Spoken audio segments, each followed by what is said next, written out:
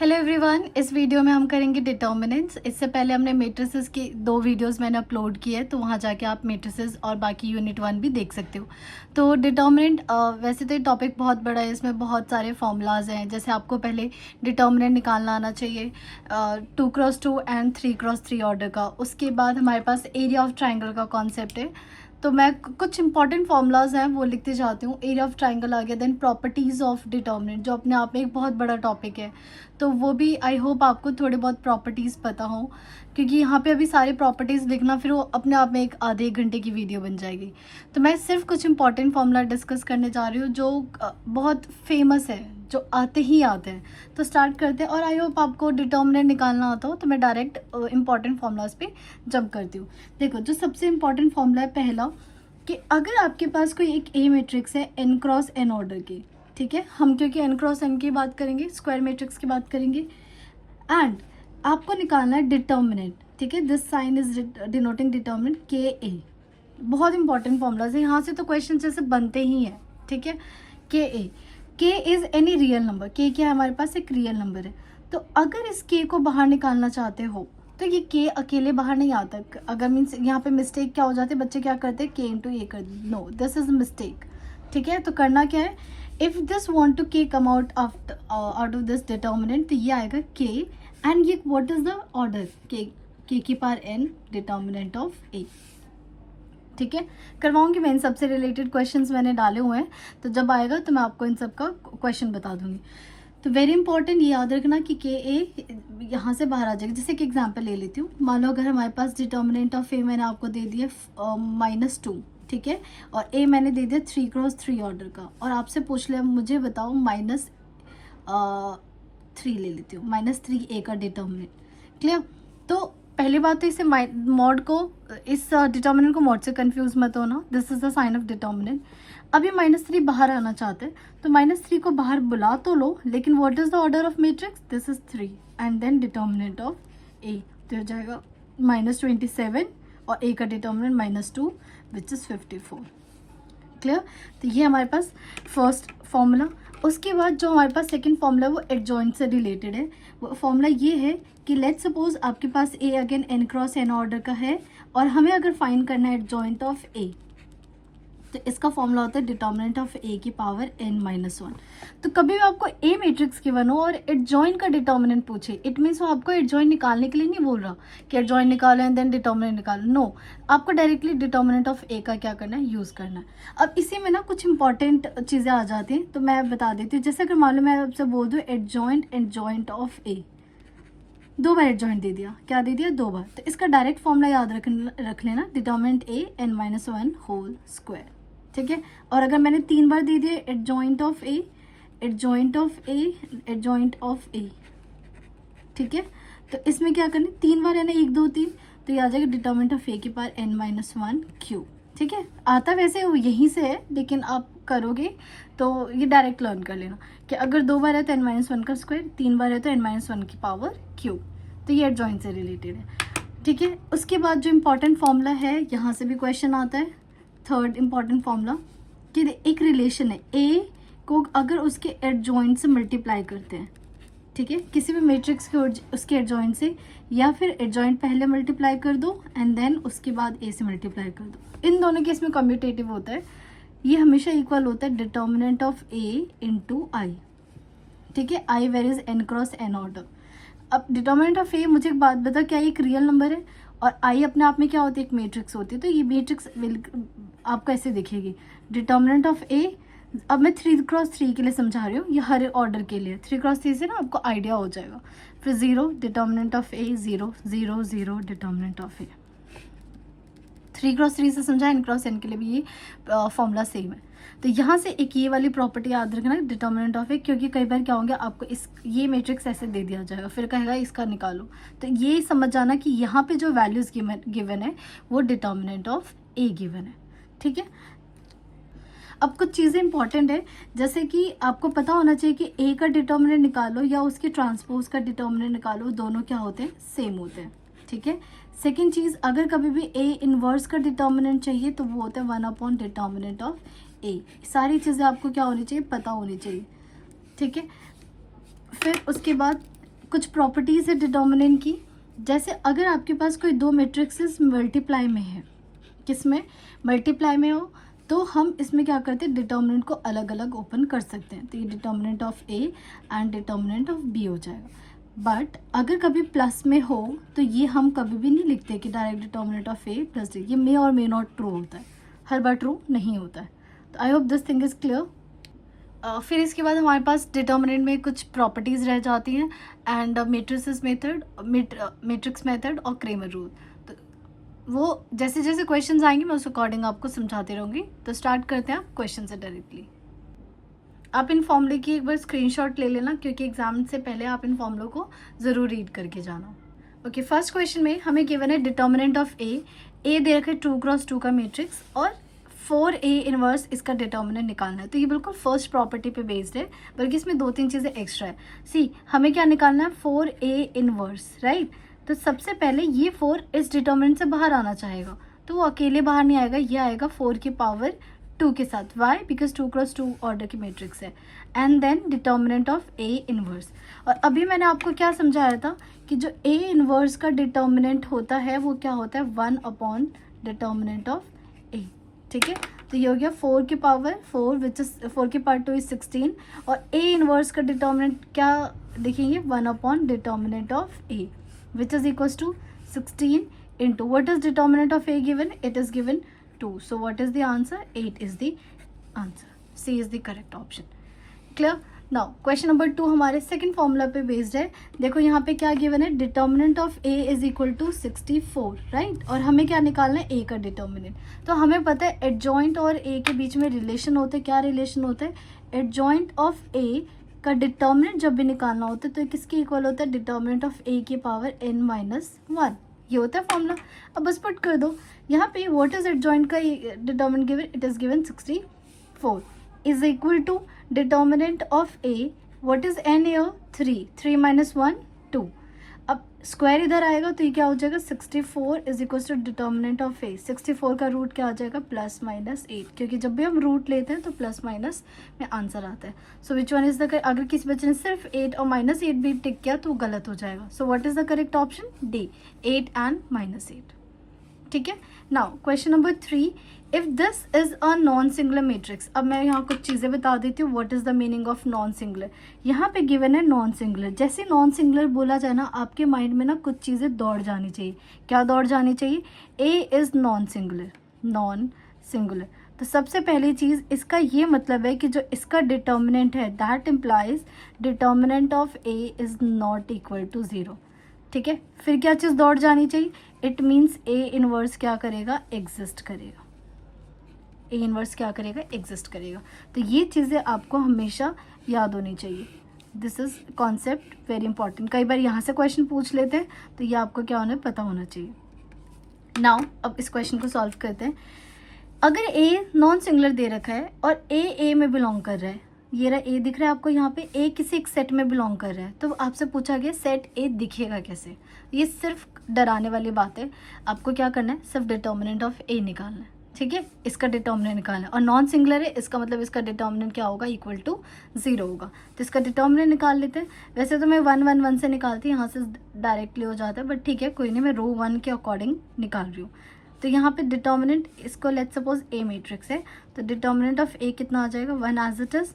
इसे हाइड करेंगे 3 माइनस ए, ठीक है, फिर -2, इसको हाइड करेंगे 2 माइनस 3, फिर +1, इनको हाइड किया 2a minus 9, 2a minus 9 and it is not equal to 0 because non singular given है।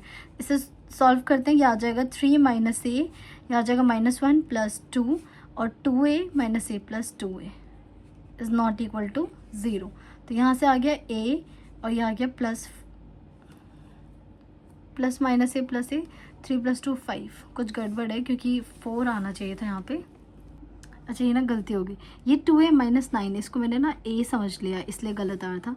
तो ये 3 माइनस ए, यहाँ पे + 2a, तो एक्चुअली पूरा ही गलत हो गया। इसको दोबारा करते हैं, ये आ जाएगा 3 माइनस ए माइनस 2 माइनस 3 माइनस 1 और इंटू 2, तो +1 नहीं +2, ठीक है, और 2a minus 9 is not equal to 0। तो यहाँ पे कौन कौन है, ये रहा ए और ये रहा, तो क्या आ गया आपके पास, ए आ गया। 3 + 2 5, 5 - 9 - 4 not equal to 0। It means A is not equal to 4। A की वैल्यू आप कह रहे हो 4 नहीं हो सकता, और ए कहाँ बिलोंग कर रहा है, ए में। इट मीन्स ए में कौन नहीं होगा, 4 नहीं होगा। 4 के अलावा क्या कुछ भी हो सकता है, हो सकता है कुछ भी। तो इसका मतलब ए क्या होगा, सारे रियल नंबर्स ले लो, बस उसमें से क्या हटा दो, 4 को रिमूव कर दो। तो कौन सा करेक्ट ऑप्शन है, D is the correct option. Clear. Next question number 4। ये बिल्कुल वही फॉर्मूला है जो अभी मैंने फर्स्ट फॉर्मूला आपको बताया था, हम बिल्कुल वही यूज़ करेंगे। देखो ये क्या गिवन है, determinant of A is equals to k A, right. ये दे रखा है, दोनों इक्वल दे रखे हैं, इक्वल दे रखा है। Way is a square matrix of order 2 order का है। तो जब ये के भाई साहब बाहर आना चाहेंगे तो कैसे बाहर आएगा, ये आएगा के की पावर एन के साथ। और what is the order here, 2 here on determinant of A. क्या डिटर्मिनेंट और डिटर्मिनेंट एक रियल नंबर होता है रियल नंबर्स। तो क्या ये डिटर्मिनेंट और डिटर्मिनेंट कैंसिल हो गया, तो के स्क्वायर की वैल्यू 0 या 1। बहुत सारे बच्चे यहाँ जल्दी जल्दी में गलती कर देते हैं, 0 लिख देते हैं। नो, के स्क्वायर की वैल्यू 1। दैट इम्प्लाइज के की वैल्यू क्या आ गई हमारे पास, +-1 आ गई, आगे +-1। बट इन्होंने हमसे क्या पूछा है, the sum of all possible values of k. तो के की पॉसिबल वैल्यूज क्या है, 1 और -1। तो सम ऑफ पॉसिबल वैल्यूज क्या हो जाएगी, it will be +1 - 1, it is equal to 0। So कौन सा आंसर करेक्ट है, D is the correct option. Now question number 5 हमारा एरिया ऑफ ट्राइंगल पे बेस्ड है, तो मैं पहले इसका फॉर्मूला लिख देती हूँ। अब एरिया ऑफ ट्राइंगल का फॉर्मूला क्या होता है, अगर हमारे पास 3 साइड्स गिवन है, let's suppose A B C D और ई एफ, 3 साइड्स नहीं, वर्टिसेस गिवन है, 3 वर्टिसेस ऑफ ट्राइंगल हमें गिवन है। तो जब आपको एरिया ऑफ ट्राइंगल निकालना है, एरिया ऑफ ट्राइंगल, तो ये किसके इक्वल होता है, सबसे पहले हाफ, ठीक है। फिर डिटर्मिनेंट कैसे लिखते हैं, पहले आप ए बी लिख दो, यहाँ लिख दिया मैंने ए, ऐसे नहीं लिखना, ऐसे ए और बी कॉलम में लिखना है, सी और डी, ई और एफ, और यहाँ आ गया 1 1 1, ठीक है। अब मुझे बताओ क्या एरिया हमेशा पॉजिटिव होना चाहिए, because it can not B negative. लेकिन जब हम डिटर्मिनेंट निकालते हैं तो कई बार नेगेटिव आ जाता है। सो इन दैट केस उससे बचने के लिए हम ये लगा देते हैं। अब ये देखो, ये जो साइन होता है, ये जो है, ये मॉड्यूलस के लिए, मॉड्यूलस के लिए मतलब to make answer positive, to make answer positive, ठीक है। और ये है, ये जो साइन है ये डिटर्मिनेंट का साइन है, तो कंफ्यूज्ड मत होना बिल्कुल भी, ये डिटर्मिनेंट का साइन है। डन। अच्छा, इसको ना कई बार ऐसे भी लिख देते हैं हाफ, और ऐसे लिख देंगे ये मॉड्यूलस नहीं, डिटर्मिनेंट। इस जगह 1 1 लिखने की जगह ये लिख देंगे ए बी 1 और बी नहीं, ए बी नहीं, ए बी के बाद क्या था, सी डी था, सी और डी 1, ई और एफ 1। और इसका भी सेम आंसर आएगा, पता है क्यों, अगर आप ध्यान से ऑब्जर्व करो, क्या इसका ट्रांसपोज ये है, ठीक है, और ट्रांसपोज का डिटर्मिनेंट हमेशा क्या आता है, सेम आता है। तो अगर एरिया ऑफ ट्राइंगल ये दे रखा है या ये दे रखा है, तो बोथ आर करेक्ट। क्लियर। इसी पे बेस्ड है हमारे 2-3 क्वेश्चन। क्वेश्चन नंबर 5 में देखें, if A B C D E F are the vertices of triangle A B C and delta denotes the area of triangle, so इसकी value क्या करनी है, फाइंड करनी है। तो अगर आप ध्यान से देखोगे तो क्या ये साइड्स का वो जो हम डिटर्मिनेंट बना रखे हैं वो दे रखा है। तो इसे अगर मैं एरिया ऑफ ट्राइंगल लिखती हूँ, तो इसे लेट्स एरिया ऑफ ट्राइंगल क्या होगा, हाफ, ठीक है। हाँ, और ये पॉजिटिव होता है तो ये मैंने पॉजिटिव कर दिया। अभी बताया था क्या होगा, ए बी 1, सी डी 1, ई और एफ 1, ठीक है। और एरिया ऑफ ट्राइंगल क्या दे रखा है, डेल्टा दे रखा है, it is given to delta. अब बट ये स्क्वायर की बात कर रहे हैं, स्क्वायर की बात कर रहे हैं तो दोनों तरफ स्क्वायर कर दो। जब दोनों तरफ स्क्वायर करोगे तो ये क्या हो गया, स्क्वायर हो गया। और जब हम मॉड्यूलस का स्क्वायर करते हैं तो मॉड्यूलस हट जाता है, बिकॉज स्क्वायर हमेशा क्या होता है, पॉजिटिव होता है, इसलिए मॉड्यूलस का काम खत्म, ठीक है। तो ये हो जाएगा 1/4 और ये हो जाएगा A C E B D F 1 1 1 and यहाँ होल स्क्वायर। सो आपको क्या इसकी वैल्यू पूछिए ना, तो ये क्या हो जाएगा 4 डिटर्मिनेंट का square and this whole expression. So कौन सा आंसर है, 4 डिटर्मिनेंट का स्क्वायर। तो आई होप आपको ये आंसर क्या होगा, क्लियर होगा। नेक्स्ट क्वेश्चन पे मूव करते हैं। नाउ अगेन क्वेश्चन ये हमारा ट्राइंगल पे ही बेस्ड है। इसमें ए गिवन है, area of the triangle with vertices this. तो इस बार देखो इन्होंने क्या कैसे लिख दिया, x1 y1 1, x2 y2 1, x3 y3 1। तो आप ऐसे लिखो या x1 y1 1 1 1 नीचे लिख दो, दोनों सेम होता है। अभी मैंने आपको जैसे समझाया। अब इनमें से पूछा कौन सा एक्सप्रेशन ठीक है। ठीक है, इसे देखने से पहले ना हम अपनी कैलकुलेशन करते हैं। एरिया ए है, ठीक है, हमने इसका फॉर्मूला भी क्या पढ़ा, ये modulus y modulus, so that हमारा आंसर क्या है, पॉजिटिव में। और half x1 y1 1, x2 y2 1, x3 y3 and then 1। लेकिन अब यहाँ पे देखो इन्होंने ना सिर्फ इसका वैल्यू पूछा है। क्या पूछा है, सिर्फ इसका वैल्यू पूछा है। एक सेकेंड, ये तो कुछ मिसिंग, हाँ सिर्फ इसकी वैल्यू पूछी है, यहाँ से लेके यहाँ तक। अब इस मॉड से मैं कैसे बचूँ, इस मॉड से हम कैसे लें। अब मॉड से बचने का एक तरीका होता है। देखो अगर मैं यहाँ लिखती हूँ x की वैल्यू 1 है, mod x equal to 1। If I want to remove this x, अगर मुझे इस मॉड को हटाना है तो मैं इस x को देखती हूँ। एक बात बताओ, x की क्या क्या वैल्यूज पुट करो कि 1 आएगा। तो x की वैल्यू 1 और -1 पुट करोगे तो क्या आता है, 1 आता है। तो जब भी आपको मॉड हटाना हो ना तो मॉड हटा दो और सामने वाले पे बोल दो +-1। ये एक तरीका होता है। सो हमें यही चीज़ यूज़ करनी है। Now I want to remove this mod, तो मैं इस मॉड को हटा दूंगी। तो यहाँ पे मुझे क्या करना पड़ेगा, +-a करना पड़ेगा। ठीक है, और यहाँ हो जाएगा हाफ और then x1 y1 1, x2 y2 1, x3 y3 1। But हमें किसका एक सिर्फ ये पूछा है, तो 2 को कहाँ भेजना पड़ेगा, इधर भेजना पड़ेगा। सो अगर मैं यहाँ से निकालूँ तो x1 y1 1, x2 y2 1, x3 y3 1 is equal to 2 इधर चला गया, a इधर आ गया एंड देन +-। सो कौन सा करेक्ट आंसर है, +-, which is B is the correct option. ठीक है, नाउ क्वेश्चन नंबर 7 देखो। अभी मैंने आपसे कहा था ना कि ये कहीं ना कहीं किसी तरीके से ज़रूर पूछेंगे। तो ये क्या बोला है, a into adjoint of a। ठीक है, किसके इक्वल होता है, अभी अभी समझाया था, डिटर्मिनेंट ऑफ a इंटू आई। और ये क्योंकि 3x3 ऑर्डर का है तो ये कैसा दिखेगा, determinant of a 0 0 0, determinant of a 0 0 0, determinant of a। देखिए बहुत फेवरेट क्वेश्चन होता है सबका। अगर मैं भी एग्जामिनर होती तो मैं इन क्वेश्चंस के बिना पेपर तो बनाते ही नहीं डिटर्मिनेंट का, क्योंकि यहाँ पे बच्चे फंस जाते हैं और जहाँ बच्चे फंसते हैं ना वहीं से क्वेश्चन पेपर बनता है। ठीक है, सो अब ज़रा इसको कंपेयर करो इससे। अगर यहाँ से कंपेयर करोगे तो क्या ये जो 3 3 3 दे रखा है डिटर्मिनेंट दे रखा है, क्योंकि यहाँ पे कौन बैठा रहता है, तीनों। एक तो पहली बात सेम होंगे, क्या यहाँ पे ये 3 और ये 3 सेम है सेम, इसका मतलब तीनों क्या है, डिटर्मिनेंट है। ओके, चलो अगर किसी को समझ नहीं आया तो मैं इसे आप प्रॉपर एक्सप्लेन कर देती हूँ। a into adjoint of a, right. अब can I take 3 common out of all. अगर मैं 3 कॉमन लूँगी तो क्या बन गया, 1 0 0 0 1 0 0 0 1। अब ये क्या है, 3i, राइट। और फॉर्मूला किसके इक्वल होता है, डिटर्मिनेंट ऑफ a i के। इन दोनों को ज़रा कंपेयर करो तो यहाँ से क्या आ गया, that implies determinant of a is equal to 3। ऐसे भी कर सकते हो। अब एडजॉइंट का डिटर्मिनेंट पूछा, अभी अभी हमने एडजॉइंट का डिटर्मिनेंट क्या पढ़ा है, it is equals to determinant of a power n-1, मतलब 3 की पावर 3 - 1, 3 की पावर 2 विच इज़ 9। अब इन दोनों का क्या पूछा, सम। हमें पूछा है determinant of a plus determinant of adjoint of a। तो ये कितना है, 3 + 9 is equal to 12। So 12, a is the correct option. Clear है। Now question number 8, I think मैंने ना गलती से डाल दिया, मैंने ध्यान नहीं दिया कि ये तो प्रॉपर क्वेश्चन है, तो आप इसको खुद कर लेना। वैसे तो ये आएगा नहीं क्योंकि और ये अपने आप में 3 से 4 नंबर का क्वेश्चन है। ठीक है, तो ये तो गलती से डाल दिया था मैंने। सिमिलरली क्वेश्चन नंबर 9, ये भी बाय मिस्टेक मैंने थ्योरी का क्वेश्चन डाला हुआ है, लेकिन हाँ आपको ना ये दोनों क्वेश्चन सॉल्व करना आना चाहिए।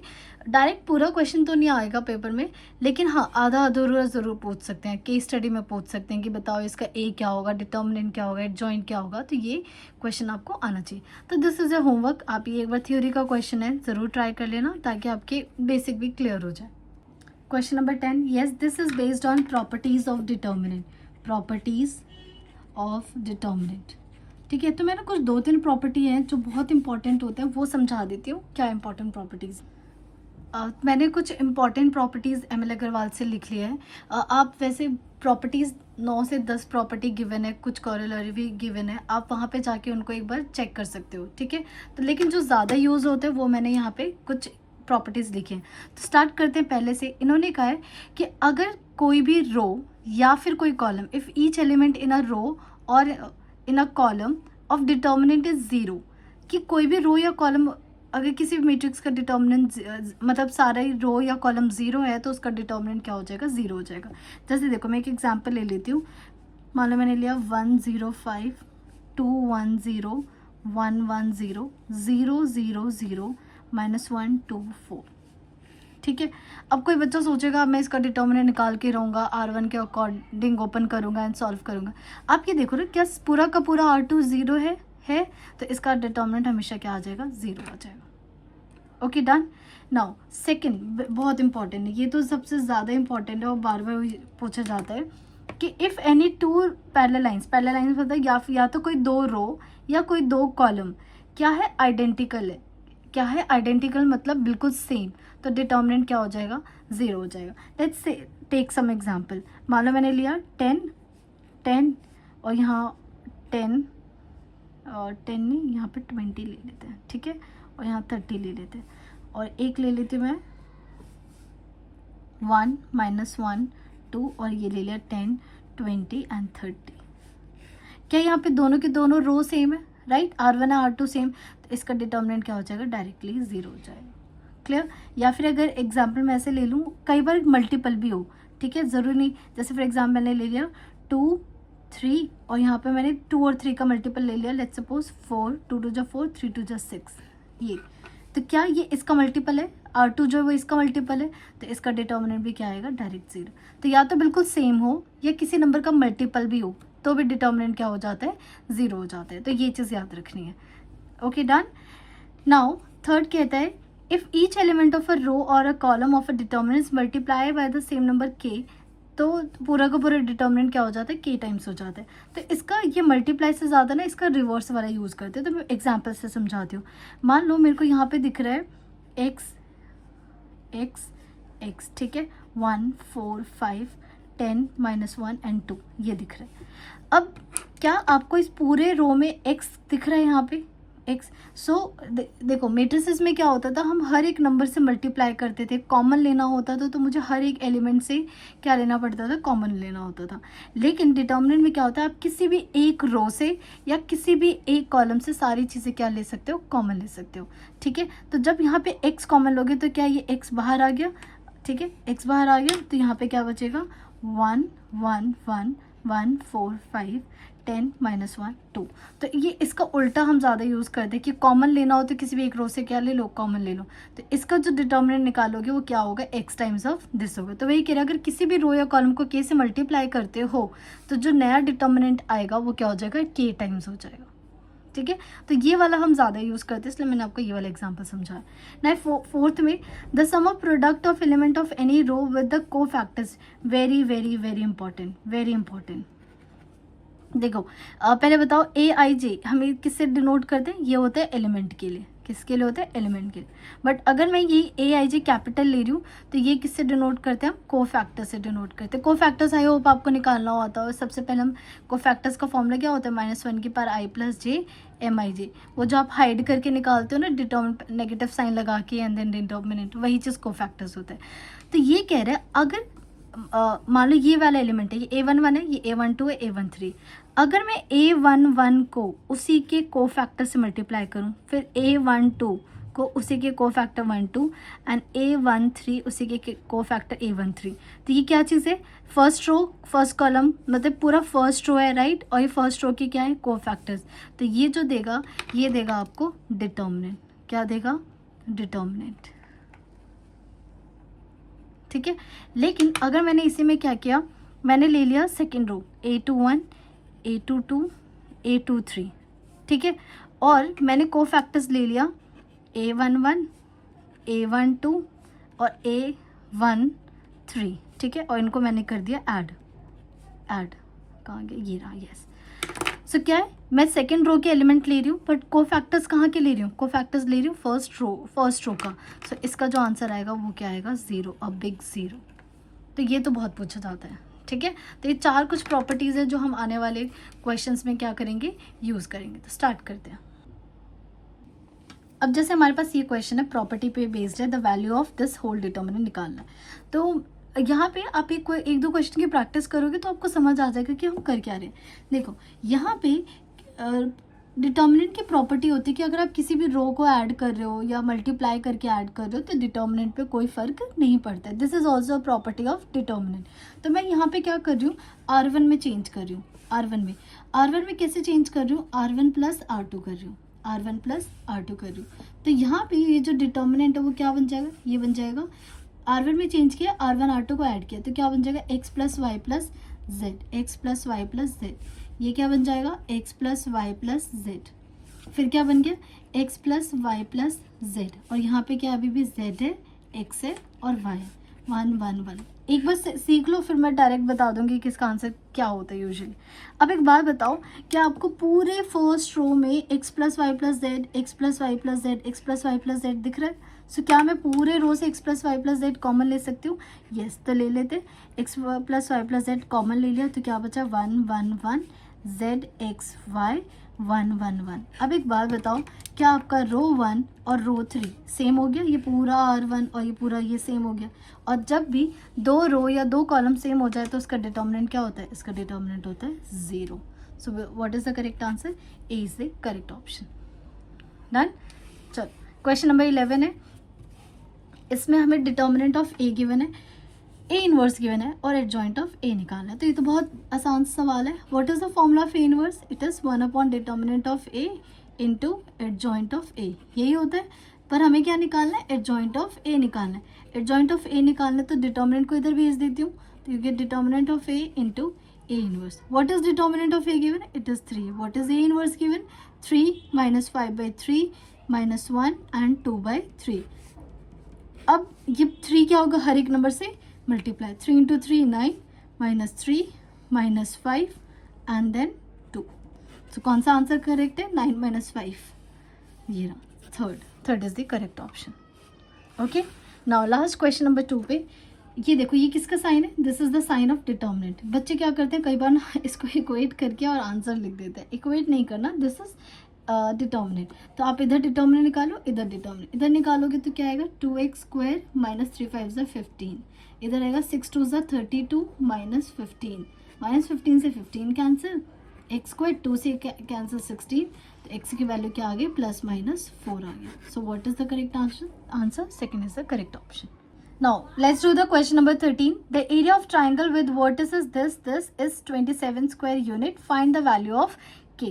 तो अब हमें क्या निकालना है? एरिया ऑफ ट्राइंगल निकालना है। तो एरिया ऑफ ट्राइंगल का फॉर्मूला क्या होता है? ये होता है सबसे पहले हाफ एंड देन यहाँ पे जो भी टर्म्स है वो लिख दो। तो ये लिख दिया मैंने 0 माइनस 3 एंड देन 1, फिर लिखा 0 3 and then 1, k 0 and then 1, और यहाँ पे मॉड्यूलस का साइन। ठीक है, अब क्या आपको determinant of area of triangle क्या गिवन है? इट इज गिवन यू 27, और ये देखो मॉड्यूलस है, याद रखना this is modulus so that हमारा एरिया क्या है, पॉजिटिव है। अब इसको जब आप निकालोगे हाफ, तो ये क्या, इसको R1 के अकॉर्डिंग ओपन करना बेटर रहेगा क्योंकि 0 हो जाएगा, ये भी 0 हो जाएगा। तो डायरेक्टली k से ओपन करते हैं, तो प्लस माइनस प्लस, तो इसलिए प्लस k, और ये हो जाएगा माइनस 3 एंड देन माइनस 3। ये आ गया मॉड्यूलस हाफ, और ये आ जाएगा k माइनस 6, तो k इंटू माइनस 6 और मॉड्यूलस k की वैल्यू यहाँ पे क्या आ गई, 3 आ गई। तो ये आ गया 27 is equals to modulus 3k। अब एक चीज़ ना याद रखना, पता है क्या होता है, बच्चे क्या करते हैं, ये माइनस 3 है ना, माइनस 3, तो जो मिस्टेक, पहले मैं आपको मिस्टेक समझाती हूँ। मिस्टेक क्या करेंगे, वो डायरेक्टली लिख देंगे, ओ माइनस है पॉजिटिव हो जाएगा, तो 3k is equals to 27, k की वैल्यू आ गई 9। लेकिन ना पेपर सेट करने वाला भी आपसे ज़्यादा स्मार्ट होता है। क्या आपको k की वैल्यू 9 यहाँ पे आंसर आ रहा है? नहीं आ रहा। इट मीन्स आप ये कहो कि क्वेश्चन गलत है? नो, आपके कॉन्सेप्ट थोड़े वीक है। अब क्योंकि बड़ी क्लासेस में पहुंच गए हो तो आपको पता है मैं मॉड्यूलस डायरेक्ट नहीं हटा सकती। जब भी ये आता है तो इसका मतलब क्या है, यहाँ से 2 केस अराइज होते हैं। क्या क्या? एक हो सकता है, सबसे पहले तो इसको लिख दो, मॉड हटा दो, तो ये लिख दिया मैंने 3k। ठीक है, तो यहाँ लिख देती हूँ एक बार, 3k is equals to mod और 27। नाउ यहाँ से हमारे 2 केसेस अराइज होंगे। क्या क्या अराइज होंगे? एक यहाँ और यहाँ लिखते हो। यहाँ पे क्या करोगे, मॉड हटाते हैं तो क्या लिखते हैं हम, एक बार 3k की वैल्यू 27 और एक बार 3k की वैल्यू माइनस 27।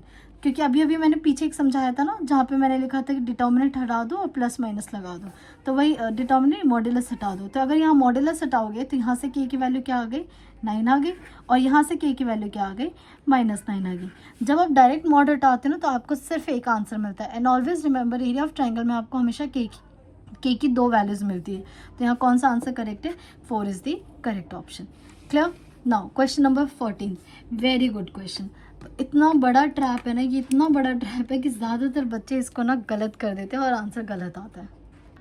और अगर आपको बिलीव नहीं है ना तो एक बार ज़रा इस क्वेश्चन को खुद करो, अपना आंसर फिर मेरे आंसर से मैच करना, ठीक है। 1 मिनट के लिए वीडियो पॉज करना और अपना आंसर निकालना, और देखना ज़्यादातर बच्चों का आंसर 4 आएगा। और यहाँ पे देखो 4 अवेलेबल है, but 4 is not the correct option. अब यहाँ पे क्यों करेक्ट नहीं है वो ध्यान देते हैं। देखो इसको करने के बहुत सारे तरीके हैं, तो मैं एक फर्स्ट मेथड बताती हूँ। हमें क्या क्या गिवन है, A is a non singular square matrix, ठीक है, and A cube is given equal to 4a square. चलो बहुत सारे बच्चे इसको कट कर देते हैं, कोई बात नहीं, कट कर दो। A cube is equal to 4a square, right. अगर मैं ए स्क्वायर इसे लिख सकते हो इंटू ए स्क्वायर और 4a स्क्वायर, तो 4a स्क्वायर से 4 स्क्वायर आपने कट कर दिया स्क्वायर, तो ए की वैल्यू आ गई 4 आ गई। बट एक बात बताओ सोच के, क्या कोई मैट्रिक्स एक नंबर के इक्वल हो सकती है? No, matrix can not be equal to a single real number. Basically किसके इक्वल है, 4i के इक्वल है। और यहाँ पे आप पता है क्या कर दोगे, इसके बाद जो ज़्यादातर बच्चों ने गलती की होगी, मॉड ए लगा के 4 लिख दिया होगा, 4 is the answer. This is wrong, ये बहुत गलत है। यहाँ पे क्या करना था, 4a कर लिया। अब now apply both side determinant, क्या अप्लाई कर दो, डिटर्मिनेंट अप्लाई कर दो। तो यहाँ 4i डिटर्मिनेंट। अब ये 4 डिटर्मिनेंट से बाहर आने की कोशिश कर रहा है। अगर ये बाहर आने की कोशिश कर रहा है तो किसके साथ आएगा, विद द ऑर्डर के साथ। यहाँ पे क्या है, 4 की power cube and then i का डिटर्मिनेंट। 4 की पावर क्यूब कितना होता है, 64, और i का determinant 1। So what is the determinant of a, therefore determinant of a is equal to 64, ना कि 4। So b is the correct option. तो बहुत अच्छा क्वेश्चन है ये। नाउ बाकी क्वेश्चन जो है वो हम नेक्स्ट वीडियो में स्टार्ट करेंगे। अगर आपको ये वीडियो अच्छी लगी हो तो please like and subscribe. Thank you everyone.